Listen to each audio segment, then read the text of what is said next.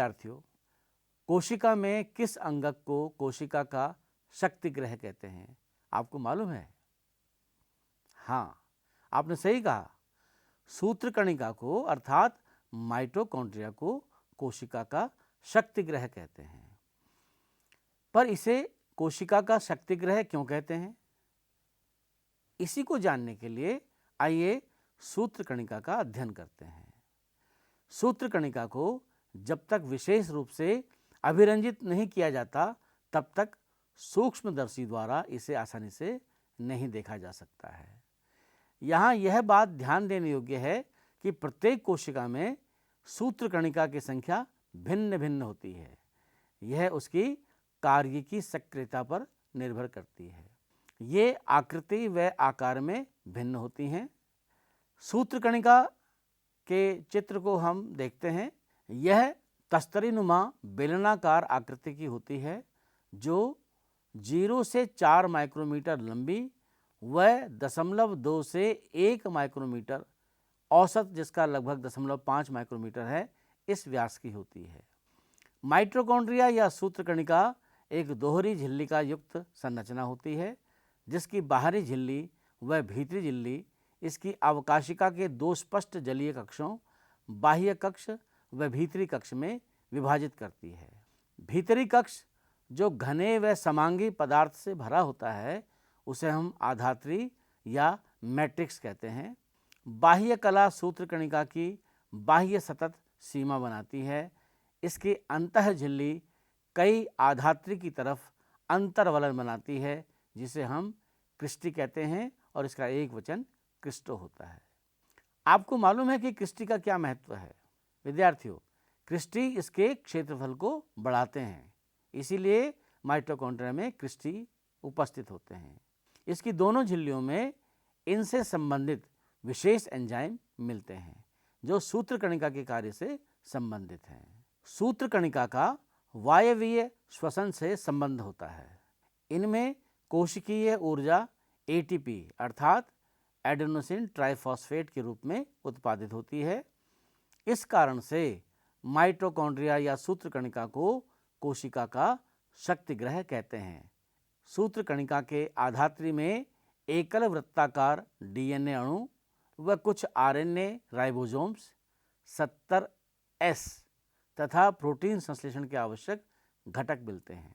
सूत्रकणिका विखंडन द्वारा विभाजित होती है। आपने सभी पादप कोशिकाओं एवं कुछ प्रोटोजोआ जैसे यूग्लिना में कोशिका का हरा रंग देखा होगा। देखा है ना? जानते हैं ऐसा क्यों है? दरअसल सभी पादप कोशिकाओं एवं कुछ प्रोटोजोआ जैसे यूग्लिना में लवक मिलते हैं।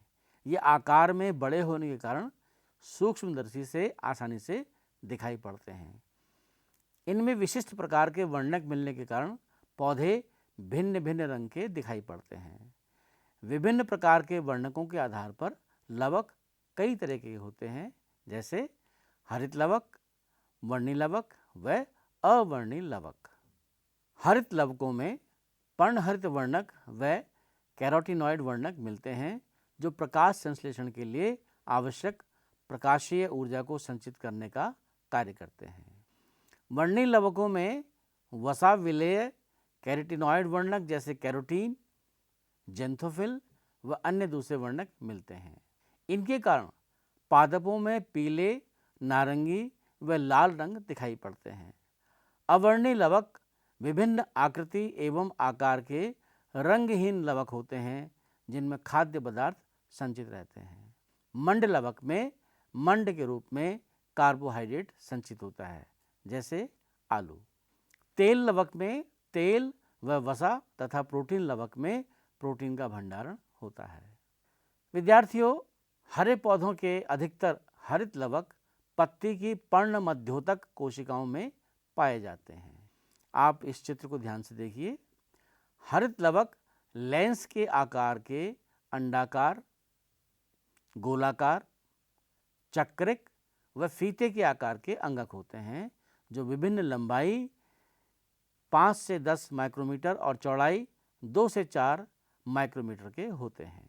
इनकी संख्या भिन्न हो सकती है। उदाहरण के लिए क्लेमाइडोमोनास एक हरित शैवाल है।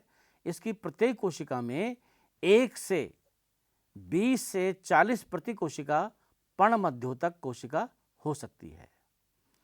सूत्र कणिका की तरह हरित लवक द्विझिल्लिका युक्त होते हैं। उपरोक्त दो में से इसकी भीतरी लवक झिल्ली अपेक्षाकृत कम पारगम्य होती है। हरित लवक के अंतर झिल्ली से घिरे हुए भीतर के स्थान को पीठिका अर्थात स्ट्रोमा कहते हैं। पीठिका में चपटे झिल्ली युक्त थैली जैसी संरचना संगठित होती है, जिसे थाइलेकॉइड कहते हैं। थाइलेकॉइड सिक्कों के चट्टों की तरह एक ढेर के रूप में मिलती है, जिसे हम ग्रेना कहते हैं, एक वचन में ग्रेनम कहते हैं, या अंतरग्रेना थाइलेकॉइड कहते हैं। इसके अलावा कई चपटी झिल्ली नुमा नलिकाएं जो ग्रेना के विभिन्न थाइलेकॉइड को जोड़ती हैं, उसे पीठिका पट्टलिकाएं कहते हैं।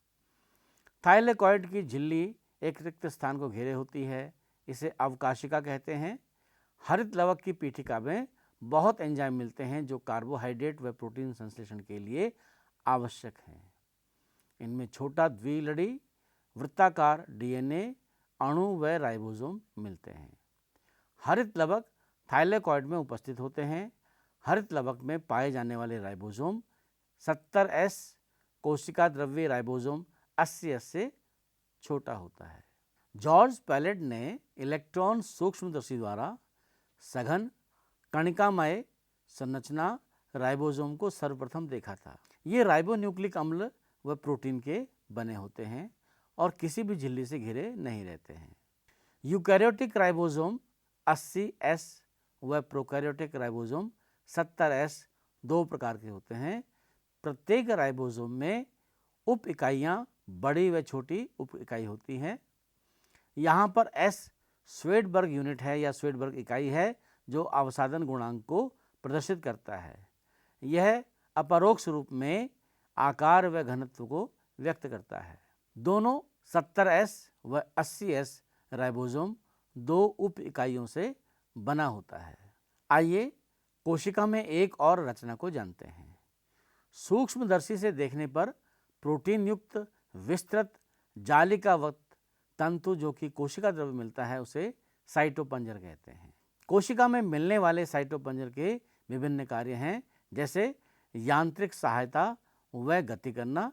इसके साथ साथ यह कोशिका के आकार को बनाए रखने में भी उपयोगी है। विद्यार्थियों, इस चित्र को देखिए स्क्रीन पर। ये पक्षमाभिकाएं, जिसको एक वचन में हम पक्षमाप कहते हैं, और कशाभिकाएं, एक वचन में हम इसको कशाभिका कहते हैं। ये रोम सदृश कोशिका झिल्ली पर मिलने वाली अपवृद्धि है। पक्षमाभ एक छोटी संरचना चप्पू की तरह कार्य करती है जो कोशिका को या उसके चारों तरफ मिलने वाले द्रव्य की गति में सहायक है। कशाभिका अपेक्षाकृत लंबे व कोशिका के गति में सहायक है। प्रोकैरियोटिक जीवाणु में पाई जाने वाली कशाभिका संरचनात्मक रूप से यूकैरियोटिक कशाभिका से भिन्न होती है। इलेक्ट्रॉन सूक्ष्मदर्शी अध्ययन से पता चलता है कि पक्षमाभ व कशाभिका जीवद्रव्य झिल्ली से ढके होते हैं। इनके कोर को अक्षसूत्र कहते हैं, जो कई सूक्ष्म नलिकाओं का बना होता है जो लंबे अक्ष के समानांतर स्थित होते हैं। अक्षसूत्र के केंद्र में एक जोड़ा सूक्ष्म नलिका मिलती है और 9 द्विकअरीय परिधि की ओर व्यवस्थित सूक्ष्म नलिकाएं होती हैं। अक्षसूत्र की सूक्ष्म नलिकाओं की इस व्यवस्था को 9-2 अर्थात 9+2 प्रणाली कहते हैं। केंद्रीय नलिका सेतु द्वारा जुड़े हुए एवं केंद्रीय आवरण द्वारा ढके होते हैं, जो परिधीय द्विक के प्रत्येक नलिका को अरीय दंड द्वारा जोड़ते हैं। इस प्रकार 9 अरीय तान या छड़ बनती हैं। परिधीय द्विक सेतु द्वार आपस में जुड़े होते हैं। दोनों पक्षमाभ व कशाभिका तारक केंद्र सदस्य संरचना से बाहर निकलते हैं, जिसे आधारिकाय कहते हैं। हमने बात की तारकाय की। ये तारकाय व तारक केंद्र, जिनको सेंट्रोसोम या सेंट्रियोल कहते हैं, इनकी संरचना भी समझते हैं। इस चित्र को देखिए। और सेंट्रोसोम और सेंट्रियोल, जिसको हम तारककाय और तारक केंद्र कहते हैं, इनकी संरचना को समझते हैं। तारककाय वह अंगक है जो दो बेलनाकार संरचना से मिलकर बना होता है, इसे तारक केंद्र कहते हैं। यह अक्रिस्टलीय परिकेंद्रीय द्रव्य से घिरा होता है। दोनों तारक केंद्र तारककाय में एक दूसरे के लंबवत स्थित होते हैं, जिसमें प्रत्येक की संरचना बैलगाड़ी के पहिए जैसी होती है। तारक केंद्र संख्या में 9 समान दूरी पर स्थित परिधीय ट्यूबुलेंट सूत्रों से बने होते हैं। प्रत्येक परिधीय सूत्रक एक त्रिक होते हैं, पास के त्रिक आपस में जुड़े होते हैं। तारक केंद्र का अग्र भीतरी भाग प्रोटीन का बना होता है, जिसे धुरी कहते हैं। यह परिधीय त्रिक के नलिका से प्रोटीन से बने अर्यदंड से जुड़े होते हैं। तारक केंद्र पक्षमाभ व कशाभिका का आधारिकाय बनाता है और तर्कुतंतु जंतु कोशिका विभाजन के उपरांत तर्कु उपकरण बनाता है। कोशिकीय अंगक केंद्रक की खोज सबसे पहले रॉबर्ट ब्राउन ने सन 1831 से पूर्व की थी। बाद में फ्लेमिंग ने केंद्रक में मिलने वाले पदार्थ जो क्षारीय रंग से रंजित हो जाता है, उसे क्रोमोटिन का नाम दिया। अंतरकाल अवस्था केंद्रक अर्थात कोशिका केंद्रक जिसका विभाजन नहीं हो रहा है, अत्यधिक फैली हुई व विस्तृत केंद्रकीय प्रोटीन तंतु की बनी होती है, जिसे क्रोमोटिन कहते हैं। केंद्रकीय आधात्री में एक या अधिक गोलाकार संरचनाएं मिलती हैं, जिसे केंद्रक कहते हैं। इलेक्ट्रॉन सूक्ष्मदर्शी अध्ययन से यह स्पष्ट होता है कि केंद्रक आवरण 2 समानांतर झिल्लियों से बना होता है, जिनके बीच 0 से 50 नैनोमीटर का रिक्त स्थान पाया जाता है, जे परिकेंद्र की अवकाश कहते हैं। यह आवरण केंद्रक में मिलने वाले द्रव्य व कोशिका द्रव्य के बीच अवरोध का काम करता है। बाह्य झिल्ली सामान्यतया अंतर्द्रव्य जालिका से सतत रूप से जुड़ी रहती है और इस पर राइबोसोम भी जुड़े रहते हैं। निश्चित स्थानों पर केंद्रक आवरण छिद्र बनने के कारण विच्छिन्न हो जाता है। यह छिद्र केंद्रक आवरण की दोनों झिल्लियों के संगलन से बनता है। इन छिद्रों से होकर आरएनए व प्रोटीन अणु केंद्रक में कोशिका द्रव्य व कोशिका द्रव्य से केंद्रक की ओर आते जाते रहते हैं। साधारणतया एक कोशिका में एक केंद्रक मिलता है, लेकिन ऐसा देखा गया है कि इनकी संख्या कभी कभी परिवर्तित भी होती रहती है। क्या आप कुछ जीवों का नाम बता सकते हैं जिनकी कोशिका में एक से अधिक केंद्रक मिलते हों? इसका उत्तर ढूंढिए और अपनी अभ्यास पुस्तिका में लिखिए। कुछ परिपक्व कोशिकाएं केंद्रक रहित होती हैं, जैसे स्तनधारी जीवों की रक्ताणु व संवहनी पौधों में चालनी नलिका कोशिका। क्या आप मानते हो कि ये कोशिकाएं जीवित हैं? आप अपने मित्रों से इस पर तर्क सहित चर्चा करिए। केंद्र के आधात्री या केंद्रक द्रव्य में केंद्रिक व क्रोमेटिन मिलता है। गोलाकार केंद्रिक केंद्रक द्रव्य में पाया जाता है। केंद्र का झिल्ली रहित वह संरचना है जिसका द्रव्य केंद्रक से सतत संपर्क में रहता है। यह सक्रिय राइबोसोम आरएनए संश्लेषण हेतु स्थल होते हैं। जो कोशिकाएं अधिक सक्रिय रूप से प्रोटीन संश्लेषण करती हैं, उनमें बड़े व अनेक केंद्रिक मिलते हैं। आप याद करें कि अंतरावस्था केंद्रक में ढीली ढाली अस्पष्ट न्यूक्लियो प्रोटीन तत्वों की जालिका मिलती है, जिसे क्रोमेटिन कहते हैं। कोशिका विभाजन की विभिन्न अवस्थाओं के समय केंद्रक के स्थान पर गुणसूत्र संरचना दिखाई पड़ती है। क्रोमेटिन में डीएनए तथा कुछ क्षारीय प्रोटीन मिलते हैं, जिसे हिस्टोन कहते हैं। इसके अतिरिक्त इनमें इतर हिस्टोन व आरएनए भी मिलता है। मनुष्य की एक कोशिका में लगभग 2 मीटर लंबा डीएनए सूत्र 46 गुणसूत्रों अर्थात 23 जोड़ों में बिखरा होता है। आप गुणसूत्र में डीएनए का संवेष्टन या पैकेजिंग को अपनी उच्च कक्षाओं में विस्तृत रूप से पढ़ेंगे। गुणसूत्र सिर्फ विभाजक कोशिकाओं में ही दिखाई देते हैं। इस चित्र में देखिए, प्रत्येक गुणसूत्र में एक प्राथमिक संकीर्णन मिलता है, जिसे गुणसूत्र बिंदु या सेंट्रोमियर भी कहते हैं। इस पर बिंब आकार की संरचना मिलती है, जिसे काइनेटोकोर कहते हैं। तारककाय गुणसूत्र के दोनों अद्रय गुणसूत्रों के एक बिंदु पर पकड़कर रखता है। गुणसूत्र बिंदु की स्थिति के आधार पर गुणसूत्रों को 4 प्रकारों में विभाजित किया जा सकता है। ये हैं, चित्र में देखिए।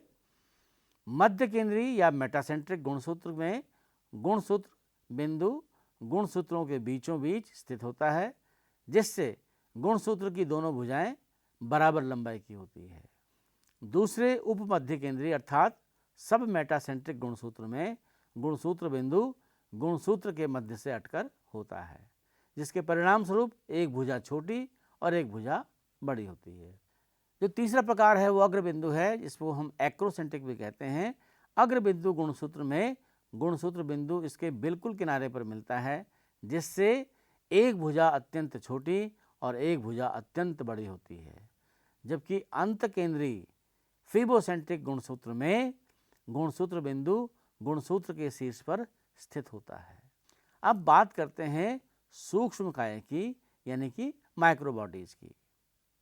कोशिका में बहुत सारी झिल्ली आवरित सूक्ष्म थैलियां होती हैं, जिसमें विभिन्न प्रकार के एंजाइम मिलते हैं। ये पौधों और जंतु दोनों कोशिकाओं में पाई जाती हैं।